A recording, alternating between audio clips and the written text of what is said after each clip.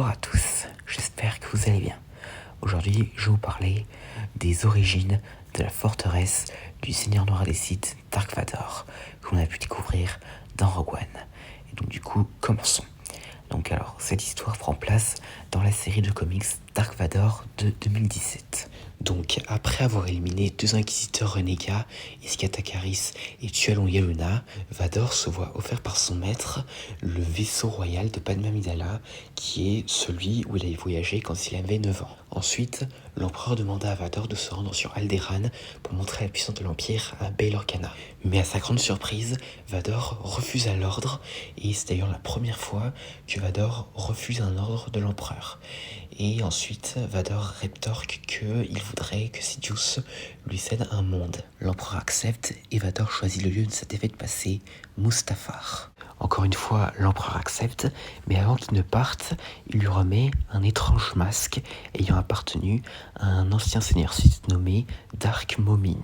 Un Sith ayant vécu pendant l'ancienne République et qui était très différent des autres parce que il n'était intéressé que par l'art du côté obscur. Son objectif était de créer une œuvre pouvant représenter le côté obscur lui-même. Et c'est d'ailleurs une de ses créations qui a fini par lui causer sa perte. Donc Vador accepte le masque et se rend sur Mustafar et décide d'installer sa forteresse au-dessus d'une grotte Sith. Et cette grotte est un peu un point de nexus pour le côté obscur et qui pourrait selon lui permettre de ramener sa défunte femme Padmé Amidala. Mais bientôt, Vador découvrit que l'esprit de Momin était toujours présent dans le casque et avait possédé un de ses ouvriers. En effet, même si Momin était mort, il avait transféré son esprit dans son masque. Et donc, après que Vador ait offert à Momin le corps d'un Mustafarien pour qu'il puisse le posséder, ce dernier lui dit que sa forteresse ne serait pas seulement un lieu où il pourrait résider, mais aussi la clé qui pourrait lui permettre d'ouvrir un passage vers le nexus du côté obscur, brisant la barrière entre la vie et la mort, qui lui permettrait ainsi de faire revenir Padmé à la vie. Et finalement, sur une période de 2 ans, la forteresse de Vador voit le jour après de nombreux échecs. Mais cependant, pendant les tentatives de Vador pour ouvrir le portail, cela provoquait des tremblements de terre, des tempêtes de feu et autres, ce qui énervait les Mustafariens qui décidèrent d'attaquer la forteresse. Et pendant que Vador va au front, Momin ouvrait le portail duquel sortit son corps physique, qu'il réunit avec son esprit. Il était revenu à la vie. Et pendant ce temps, Vador, en voyant que l'armée des Mustafariens était trop nombreuse, il décide de retourner dans la grotte et provoque une tempête de feu qui anéantit toute l'armée mustafarienne. Mais il se retrouve ensuite confronté à Momin, qui l'affronte au sabre laser, et Vador perdit un bras dans le duel, mais réussit cependant à tuer Momin en l'écrasant avec une stèle. Son corps physique était une nouvelle fois mort, et son esprit de retour dans son casque. Enfin, Vador pouvait ouvrir et traverser le portail. Enfin, plutôt son esprit. Et dans ce monde, il eut l'occasion de revoir des passages difficiles de sa vie, mais aussi des événements futurs, comme notamment s'est retrouvé avec Ahsoka. Et finalement, il atteint son objectif, Padmé. Donc Vador demande à Padmé de revenir sous son apparence d'Anakin, mais Padmé se retourne et lui répond qu'Anakin Skywalker est mort avant de finalement se jeter dans le vide en s'étranglant, avant d'être détruite par un éclair sous les yeux horrifiés de Vador.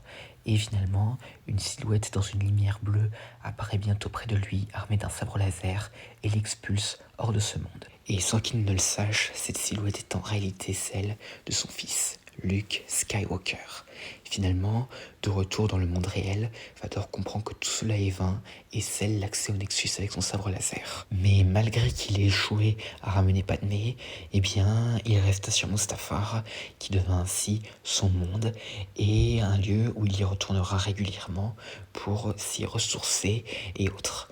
Et d'ailleurs, de nombreux officiers impériaux, dont Krennic dans Rogue One, viendront le rencontrer là-bas. Et d'ailleurs, comme beaucoup d'autres planètes, Mustafar sera exploité par l'Empire pour ses ressources. Et tout cela jusqu'à la mort de Vador. Et à l'époque du Premier Ordre, Kylo Ren observera les débris du château de son grand-père pendant sa quête pour retrouver l'empereur Palpatine dans l'épisode 9. Et à part ça, voilà, c'était les origines de la forteresse de Dark Vador. Et donc, encore une fois, Vador, il a encore fait tout cela pour Padmé. Donc, comme dans la Revanche des Sith où il avait rejoint le côté obscur pour Padmé encore une fois. Et on peut voir que malgré son échec, il a quand même été très proche de la réussite. Et d'ailleurs, il le retentera une nouvelle fois plus tard en utilisant un artefact mustafarien, mais cela se soulèvera une nouvelle fois par un échec. Et quant à Momine, eh bien, on peut découvrir un site assez différent de ce qu'on connaît d'habitude.